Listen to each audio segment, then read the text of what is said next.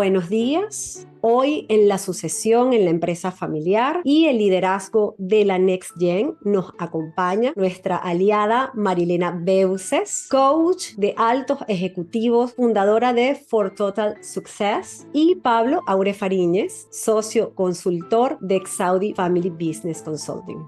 La sucesión se tiene que entender como un proceso donde existen unas partes incumbentes que actúan, estamos hablando de los antecesores y los sucesores, donde hay una transmisión de un poder, de una capacidad de tomar decisiones y esos ingredientes que hemos visto en esas empresas que lo han logrado generación tras generación. Esa generación que ostenta el poder es importante que desarrolle sus capacidades, puede haber sido a través de los estudios o a través de la experiencia. Es importante que cuenten con un liderazgo para poder dirigir y administrar. Creo que Marilena va a profundizar en eso. Y la autoridad, que es ese nivel de jerarquía que muchas veces también viene dado por el conocimiento, por haber resuelto algunas situaciones que otros no han podido resolver, y eso es lo que ha llevado a que sean reconocidos como los líderes. Cuando estamos en ese proceso de sucesión, que es el proceso más complejo, de mayor riesgo en una empresa familiar, tienen que existir esos tres elementos que acabamos de hablar para que se pueda lograr lo que llamamos la seguridad, el orden y el control. Porque de lo contrario, se pone en riesgo esa sucesión, y eso generalmente ocurre en los procesos de sucesión. Conceptos claves: entender la sucesión como un proceso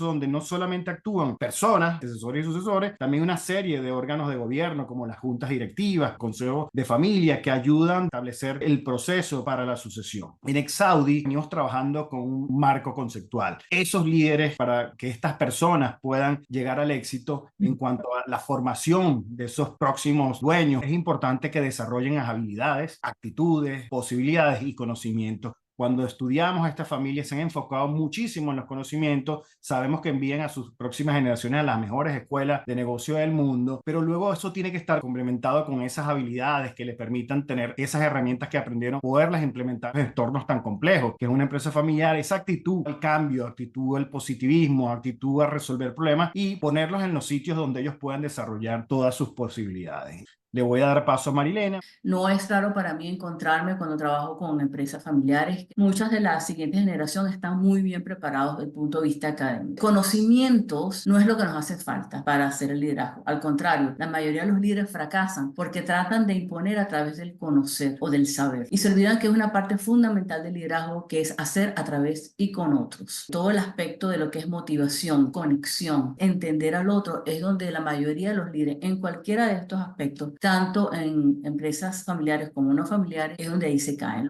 Uno de los aspectos máximos a considerar es la parte relacional. La parte relacional con muchísima emotividad. Esto no es tampoco distante de las empresas multinacionales. Todos somos seres emocionales y al ejercer el liderazgo tenemos que poner un poquito el ego a un lado, o lo que sabemos a un lado, y enfocarnos más en los objetivos de la empresa y en la sostenibilidad de la empresa a largo plazo, junto con las personas que nos acompañan en este liderazgo. No solamente las empresas familiares fracasan por falta de líderes que sean enfocados hacia este futuro, sino porque muchos líderes se quedan en el uso y costumbre de hacer las cosas. Y ahí es donde fracasamos, sobre todo en un mundo tan ágil, tan vertiginoso como tenemos ahorita, donde hay muchísimos cambios en el entorno, no solamente de mercado, sino también de los productos de nuestros consumidores. En una nueva generación, donde quiera que sea, en cualquier tipo de empresa, requerimos líderes que puedan desafiar el status quo, que puedan desafiar de manera respetuosa, honrando obviamente la historia que hay en cualquiera de estas empresas, honrando a los individuos que han creado estas empresas y la han llevado hasta donde la han llevado. Sin embargo, poder retar para el futuro, porque es que si no se quedan estancados. Mariana, acabas de hablar de un punto muy importante: que debe existir muy buenas relaciones entre el antecesor y el sucesor, porque de lo contrario el proceso va a ser bastante complicado. Entonces, ¿qué estrategias podemos implementar para garantizar que esta transición, que existan estas buenas relaciones entre los antecesores y los sucesores, para garantizar el liderazgo una vez hecho el proceso de sucesión o ejecutado? Tiene que haber una alineación entre los valores también de la empresa. Muchas empresas tienen aquello de la misión y los valores en todos lados, lo tienen como retratado, algunos los tienen como un sello, ¿no? En el corazón, pero ciertamente algunas veces tenemos que hasta revisar, y muchas empresas se empiezan a cuestionar a sí mismos, no a las personas, sino a sí mismos, en función de a dónde van como empresas, qué tipo de liderazgo es el que nos toca ahora. Entonces esto no es el quien manda más, que es donde a veces las empresas familiares nos cuesta un poco, sino ver a quién queremos servir con esta empresa? ¿Qué nos está requiriendo nuestro mercado? ¿Qué agilidad? ¿Tenemos las destrezas o no? Lo más triste es que cuando hacemos, Pablo, muchas veces este tipo de evaluaciones, quieren rechazar la parte objetiva, les está diciendo, porque obviamente hay a veces muchos intereses personales, lucha de poderes y todas aquellas mancuernas que se han formado por muchas generaciones, inclusive, que si esta familia hace aquí, que si el hijo quiere allá. Es más, de hecho, hay ejercicios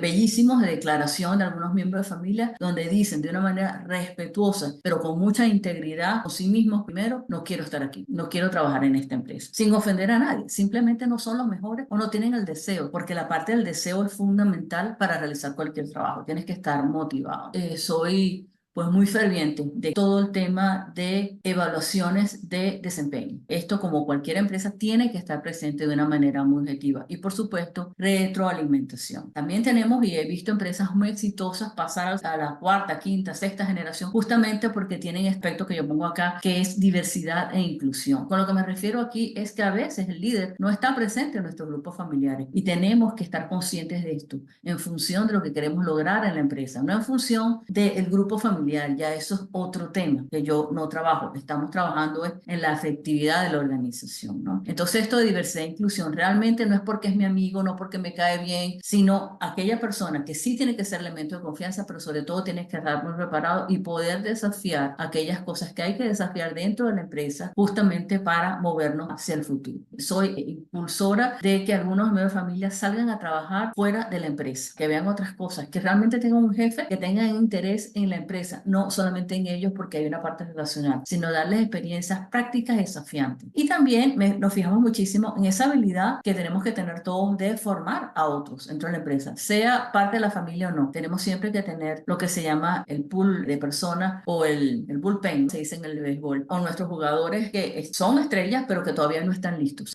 Perfecto, Marilena. A mí me gusta siempre traer un concepto de nuestro socio Fernando, de que las empresas familiares a veces son unas fábricas de frustraciones y a veces nos encontramos con los antecesores que tienen unas expectativas muy grandes de las próximas generaciones. ¿Cómo podemos evaluar ese potencial que puedan tener este o los diferentes líderes que están llamados a ser los sucesores en una empresa familiar? El potencial se mide poniéndolos a ellos justamente en experiencias desafiantes, poniéndoles a ser creadores, ¿no? También de esas propias experiencias, no solamente lo que yo le digo al otro que debe ser como ha sido aquí, sino al contrario, ¿qué pudieras hacer tú por mí? Como en el ejército en Estados Unidos, la famosa frase de Kennedy, no es lo que el país puede hacer por ti, sino que tú puedes hacer por el país. Igualitos aquí, aquellas personas que dicen yo quiero, no solamente es el querer, el poder demostrar que pueden y quieren. Ambas cosas tienen que ir muy unidas. Hay gente que quiere, pero que no puede. Por eso es tan imprescindible nosotros poder ponerlos a prueba y poder ser claros y decir esta persona no sirve. Conozco personas que son los presidentes de la organización y eran los fundadores y ahora quieren poner al hijo y yo simplemente les he dicho, tú quieres poner al hijo todo lo que tú quieras, pero no está listo. A esta persona le faltan por lo menos 10 años de experiencia para llegar a desenvolverse al nivel que se espera de la organización. No lo que él quiera el padre, o la madre, o el tío, o el abuelo. Es qué es lo que requiere la organización en este momento.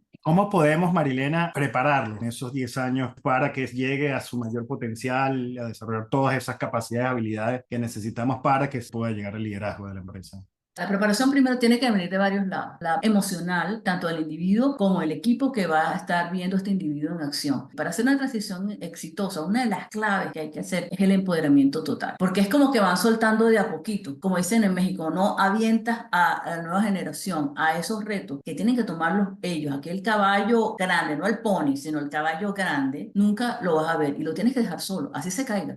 Porque sabemos y hemos comprobado que en ambientes donde hay una seguridad psicológica de parte de todos para apoyar a estos líderes, si fallan, no es acerca de quién falló, es acerca de en qué se falló para poderlos entonces ir a la parte de lo que se llama el común entrenamiento o el común acompañamiento de otros dentro del trabajo. Sin embargo, tenemos que darle a todos estos líderes destrezas de liderazgo. No es raro, Pablo, que en muchas empresas donde tienen personas haciendo estos labores de liderazgo y nunca se les ha dado un curso ni un entrenamiento de cómo hacerlo, lo que se llama gerencia 101. Estos cursos supervisorios, cursos de liderazgo, hay que darle a todos ellos todas estas destrezas que no lo saben hacer. Destrezas como cuáles, empoderamiento también de otros, cómo hacer ellos el feedback hacia otros, cómo comunicarnos, cómo armar equipos de trabajo, cómo tener pensamiento estratégico, cómo ser mucho más ágiles, la misma inteligencia emocional de cada uno de ellos. Marilena, háblame del coaching. ¿Qué tan importante es a los miembros de las próximas generaciones? Varias cosas. Lo primero es que tenemos que ver si el coaching puede ser un proceso individual o grupal. Entonces, en la parte individual, nuevamente, cuando establecemos todas estas evaluaciones, establecemos estas brechas que hay entre lo que, cómo me veo yo, cómo me ven los demás y cuál es lo que necesita más importante la empresa para el futuro, ahí empieza este espacio de crecimiento para el coachee que llamamos, o la persona que se le está haciendo coaching. Por supuesto, coaching es fundamental porque es confidencial y de reflexión, lo cual le permite a la persona también hacer un poco de reflexión con respecto a las cosas que le están pasando y las que quieren que pasen. El coaching se enfoca hacia el futuro, no es terapéutico, es creyendo y potenciando estas habilidades que tiene el futuro líder. Y también se le ayuda en tener esas conversaciones difíciles que a veces tiene que tener, enfrentar autoridades, que pueden ser familiares o no dentro de la empresa, o inclusive personas que le reportan a ellos. Esto es algo que, por ejemplo, en el ambiente latinoamericano hemos trabajado muchísimo. Cosas que nos caracteriza es, por ejemplo, el respeto a la autoridad. Y confundimos respeto con un desafío sano, donde el conflicto bien buscado honra a las personas que están allí, porque lo que queremos es hacer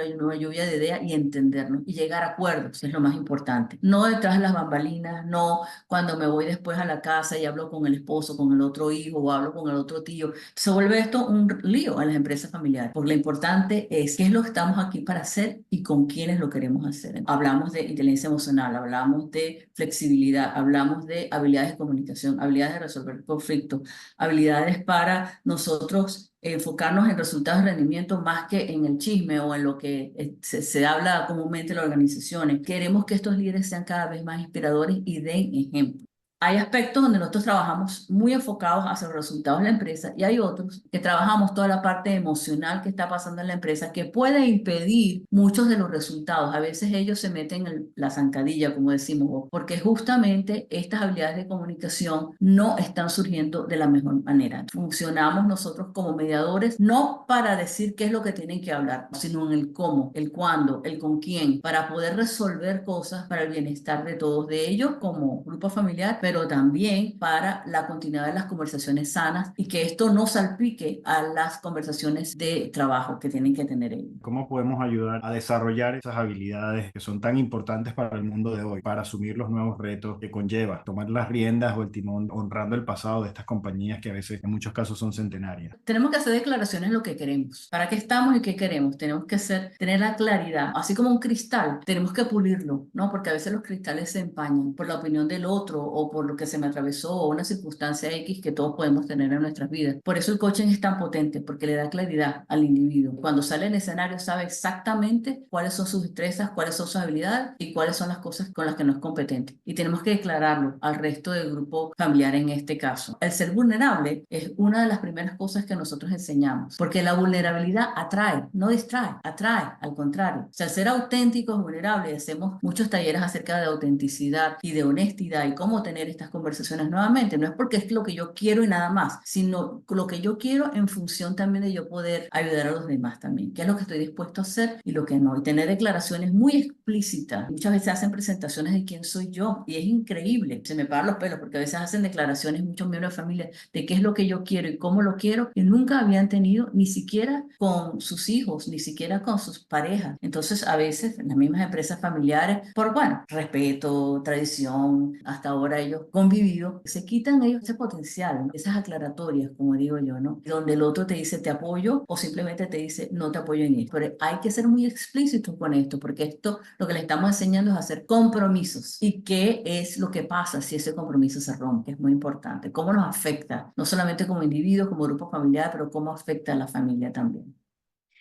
¿Qué tanto debe intervenir el antecesor, padre, con el nuevo líder, hijo? ¿Y en qué áreas es importante que el antecesor vigile por el bien de la empresa? El antecesor siempre es importante para dar el histórico y para enseñar. Esa es el labor del antecesor. No es de dominar, de gobernar, ni de fungir. Si quiere empoderar al otro, tiene que soltar esa autoridad. O sea, tenemos que llegar a una transición donde el otro dice, sigo siendo importante, sigo siendo relevante de la manera que yo transmito. transiciono mi empresa, no desde la cual domino la empresa. Ese padre o abuelo, ese líder anterior, llamémoslo así, su labor es la de enseñar, transmitir experiencias, no decir así se hace o esta es la única manera de hacerlo. Y ese balance entre tener el control entre algunas cosas que quizás el otro está aprendiendo y colaborar es fundamental, más que el control. Hay diferentes modelos mentales del supuesto retiro del antecesor. A mí el que más me gusta es el del modelo del embajador. Un embajador está en su país cumpliendo una función, pero solamente cuando hay una real necesidad lo llaman para que venga a dar su punto de vista. Yo creo que ese es uno de los roles más importantes que puede tener un antecesor. Como dice Marilena, empoderar, dejar hacer, pero siempre estar ahí a la mano para que en un momento que se necesite de su experiencia y su conocimiento pueda ser llamado, pero no estar todo el tiempo como los emperadores ahí sentado dando órdenes porque realmente no van a sentir esa seguridad de poder actuar de manera independiente, ¿no? Es difícil, fíjense aquí la figura que les pongo aquí de los zapatos grandes y los zapatos chiquitos. El de los zapatos grandes nunca va a caber en los zapatos chiquitos y en el zapato chiquito nunca va a caber en el de los grandes. Ninguno de los dos va a tener la misma experiencia, pero los dos pueden ser muy valiosos si hacen mancuerna y sobre todo si se respetan mucho las opiniones. El reto a veces con los fundadores o personas que tienen más experiencia es que creen que lo que ellos saben es la única manera y no se actualizan. También hacemos un trabajo hermoso de transición con algunas empresas. He hecho grupos de transición de líderes que ahora se convierten en los mentores de muchas de las personas, no solamente de los miembros de familia, sino con otros líderes dentro de la organización.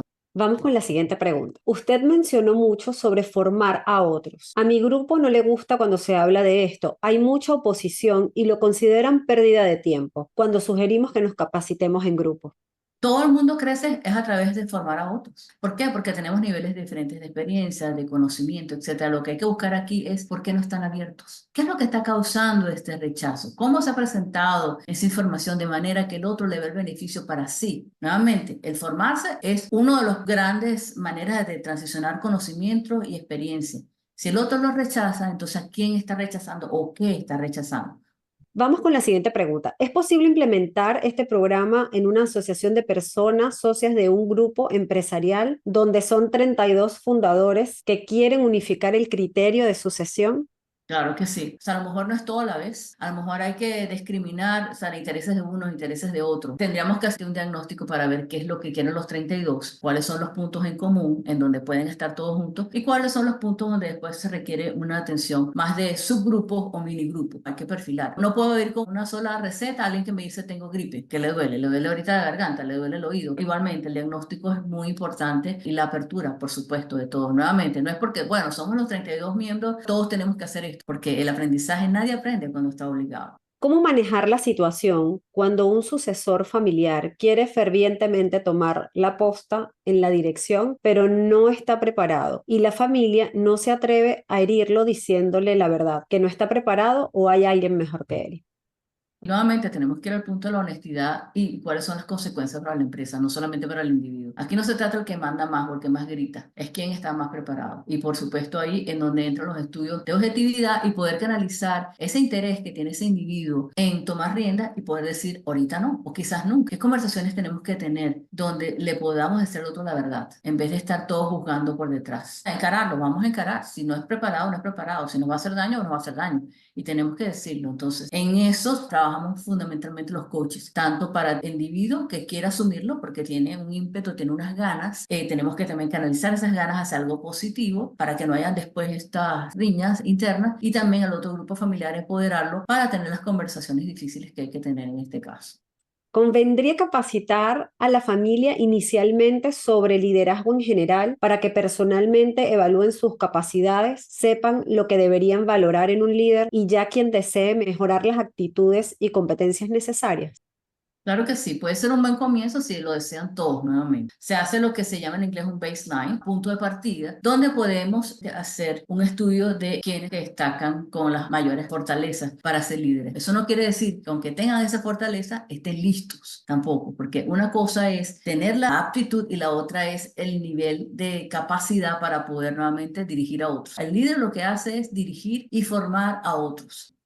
La capacitación es donde las familias de nuestros clientes invierten más recursos. Se me viene a la mente, creo que fue Luis Pasteur que dijo, la suerte favorece las mentes preparadas, ¿no? Mientras más rápido, mejor. El conocimiento no es lo que manda, es cómo aplicas el conocimiento cada vez más. Porque con todo este tema de inteligencia artificial estamos muy expuestos a muchísima información, la vamos a conseguir. El contenido aquí no es el issue, es cómo lo aplicas tú y si estás aplicándolo de la manera adecuada. Y quién va a estar a mi lado para decirme de una manera franca, honesta y que dé el beneficio que todos queremos. Vamos con la siguiente pregunta. ¿Qué pasa cuando el fundador no quiere retirarse a pesar de sus 75 u 80 años y quiere mantener un rol importante en la empresa, pero el sucesor elegido no acepta esa condición? Es que no debe ser condición. Primero, el de 75, 80 años, si está en buena salud y en buena cabeza, vamos a usar esa fortaleza. Sigue siendo valioso, sigue siendo relevante, pero no quizás en el rol que ha venido efectuando. Eso es lo importante, poder separar cómo podemos darle valor a las personas que tenemos en nuestra empresa para que justamente todos logremos los objetivos de una manera armoniosa. Que nadie se convierta en obstáculo de nadie, sino cómo colaboro con el otro. Aquí la conversación no es uno va a imponerse encima del otro, ni porque el joven sepa más, ni porque el otro quiera retirarse. De lo que se trata es encontrar relevancia en estos puntos de encuentro. Cada quien es relevante y encontramos un espacio de acción donde cada quien puede aportar desde el espacio. Nuevamente, fíjense lo último que dice aquí, definir claramente los roles. No pueden haber dos jefes. Eso de cojefe no existe, imposible, en ningún lado. Tenemos que definir muy bien quién y para qué. También es entender desde lo emocional y no tanto de lo racional. Porque obviamente desde lo racional, este antecesor dirá, bueno, 75, 80 años, yo tengo 45, yo tengo más habilidades, más capacidad, más velocidad. Pero desde lo emocional hay que preguntarse qué es lo que está sintiendo este fundador y a partir de ahí definir, bueno, cuál va a ser su, como decía Marilena, no todos los planes de sucesión son distintos. Hay algunos que sí se quieren ir a disfrutar del golf o de un nuevo carro que compraron o mudarse de país, pero hay otros que quieren seguir aportando. Entonces, ver desde dónde puede seguir aportando y teniendo claras dónde están las tareas de cada uno para que no exista ningunos conflictos. Y creo que puede ser fabuloso más bien que tengan la posibilidad de hacer una transición acompañada. Sí, Pablo, y esto es importante para todos. Aunque alguien me rete a mí, Pablo no está de acuerdo conmigo, independientemente de la edad. Supongamos, Pablo, simplemente te voy a poner aquí como ejemplo. Si él tiene más canas que yo, ¿m? No quiere decir necesariamente que sepa más que yo, pero sí ha pasado por cosas que yo no he pasado. Y ahí ese es el punto de unión. Yo tengo un padre que va a tener ahorita 90 años y cada día me sorprende más con las reflexiones y la sabiduría que tiene. No sabe las cosas que yo sé, pero no importa, no tiene por qué saberlo. Cada uno tiene su espacio y eso es lo que debemos ayudar a la familia a encontrar, ese espacio de relevancia dentro del propósito de la empresa. Vamos con la pregunta de cierre. ¿Qué estrategia sigue para que la marca de la empresa muchas veces, que es el apellido o nombre, por ejemplo, se mantenga o potencie en esa transición generacional y a posteriori? La primera pregunta es ¿por qué es relevante ese nombre? Algunas empresas, grandes empresas del mundo, empezaron así, empezaron con sus apellidos, pero nadie los conoce. Yo me he encontrado con empresas, mi ahorita fue en Puerto Rico, una empresa que tiene nombre y apellido y nadie la conoce. En cambio, el competidor, que por cierto fue adquirido por otra gran empresa internacional, es mucho más conocido y más relevante en el mercado. Entonces tenemos que ver nuevamente, no es acerca del apellido, es la marca. ¿Cómo quiero yo salir al mercado? ¿Cómo soy más relevante? ¿Cómo soy más reconocido? ¿Y qué representa eso en ese mercado? No es mi nombre necesariamente, a veces lo tenemos que cambiar. Nike ha cambiado su logotipo 5 veces y lo podemos reconocer nada más por el logotipo, no tenemos que decir, ni que decir Nike, pero lo conocemos por su calidad y sus productos. Y eso es lo importante. Quizás hay otra óptica, verlo desde el punto de vista de los símbolos y los artefactos que son tan importantes en una cultura o un traspaso de cultura, porque también la pregunta habría que ver si se trata de eso, cómo utilizamos ese nombre como algo para que las próximas generaciones lo vean como un artefacto que es tan importante para la familia, que nos vuelve orgullosos de llevarlo adelante, que nos permite capacitarnos, formarnos, seguir adelante para que se preserve el nombre de la compañía. Si es por ese punto de vista, puede ser tomarnos de ahí para generar esa emoción. Hay un estudio del Family Firm Institute de Boston, las empresas familiares o las empresas en general cuyos nombres comerciales son los nombres de la familia tienden a ser mejor percibidas por los clientes que las que no lo son. Es un estudio del potencial precisamente de la marca apellido o la marca familia en los negocios familiares. Bueno, con este intercambio entonces cerramos. Muchísimas gracias. Gracias a todos por estar ahí.